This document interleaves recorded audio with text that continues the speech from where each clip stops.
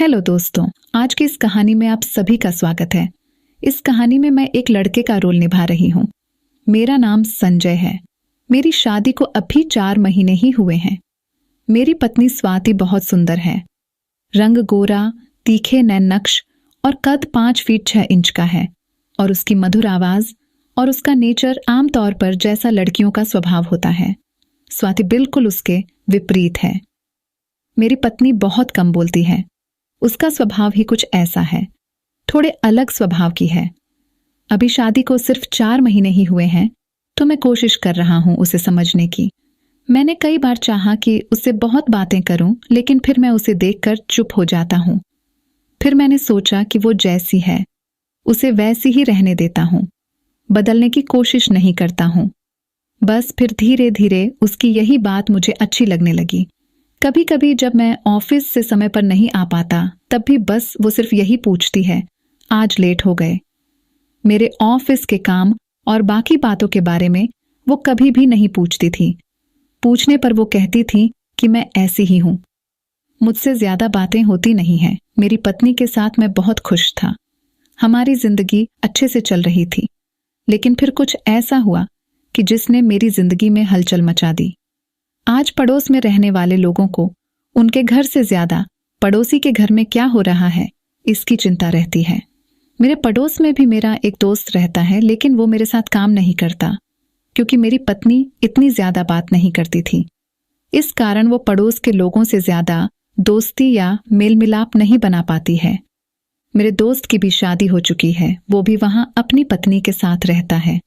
एक दिन सुबह जब मैं ऑफिस में जा रहा था, तब उसने मुझे रोक कर कहा, और संजय क्या हाल है? थोड़ी बहुत बात करने के बाद वो बोला कि आजकल तेरे घर बहुत सामान आ रहा है, रोज एक डिलीवरी बॉय आता है। उस समय मैंने उसकी बात पर ज्यादा ध्यान नहीं दिया। मैंने कहा कि कुछ मंगवाया होगा। स्वाति ने बाहर जाना उसे पसंद नहीं था, तो शायद वो घर पर ही कुछ चीजें मंगवाती होगी। मैं ऑफिस चला गया और उस समय बात को जैसे भी भूल ही गया। घर वापस आकर मैं स्वाति से इसके बारे में बात करना भी भूल गया। सच कहूं तो उस समय मुझे लगा कि इसके बारे में क्या पूछना, लेकिन जैसा कि मैंने कहा, आपके घर में क्या हो रहा है यह आपसे ज्यादा पड़ोसियों को पता होता है।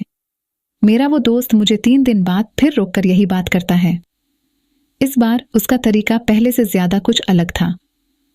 उसने मुझसे कहा, संजय, वो डिलीवरी बॉय पहचान का है क्या?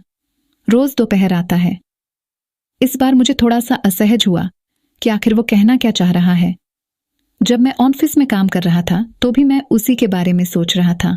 आमतौर पर मैं अपनी पत्नी को ऑफिस से तभी कॉल करता हूं जब मैं लेट होने वाला हूं, लेकिन उस दिन मैंने उसे फोन किया, वो भी दोपहर के समय।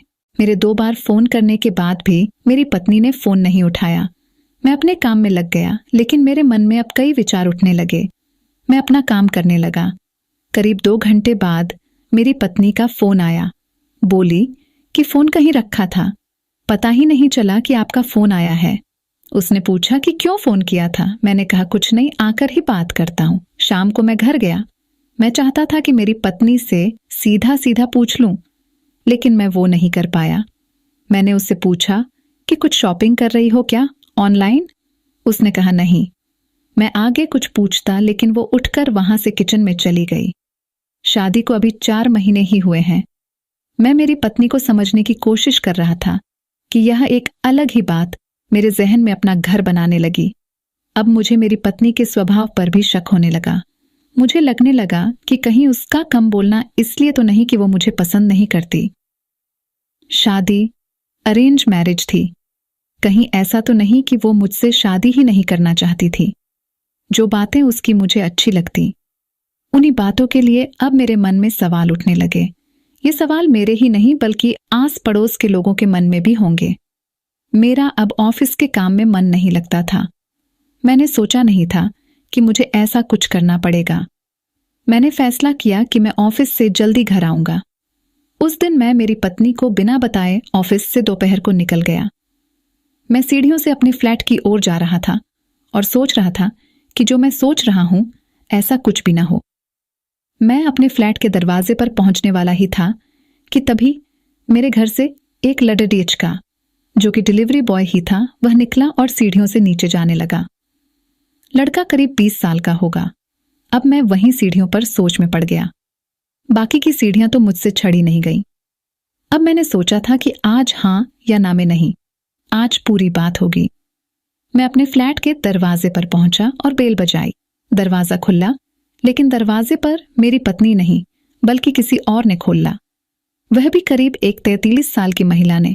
अंदर से मेरी पत्नी ने मुझे देखा और कहा कि अरे, आप आज इतनी जल्दी आ गए, आपकी तबीयत तो ठीक है ना? मैं अंदर आया और कहा ठीक है। ऐसे ही बस मैंने मेरी पत्नी से पूछा कि यह कौन है।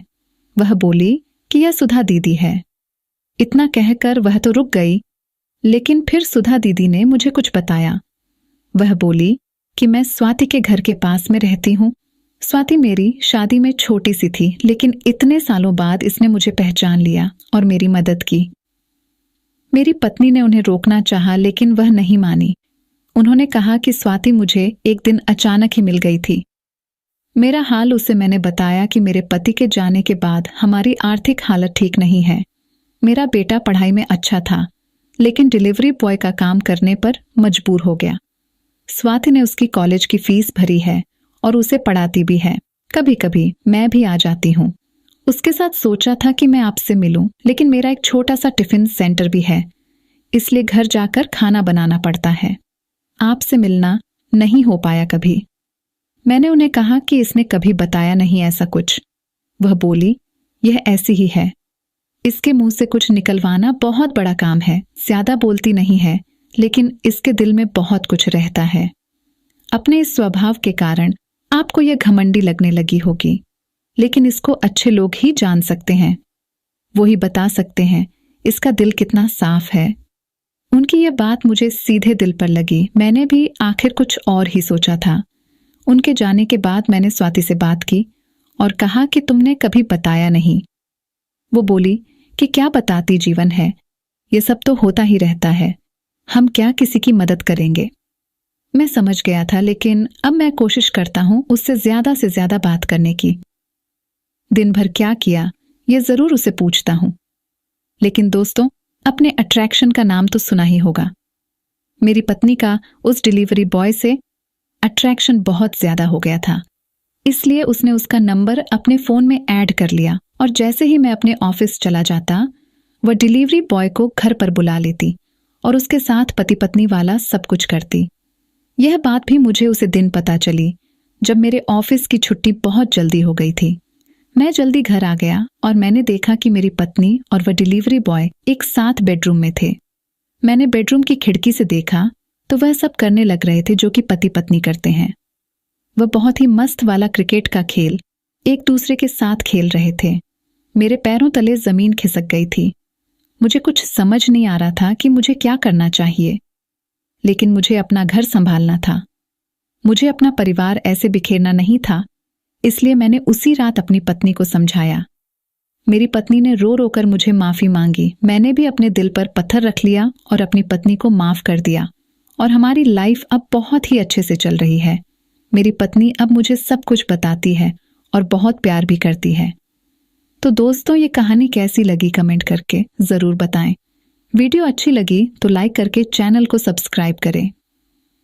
मिलते हैं अगली वीडियो में, तब तक के लिए love you and take care.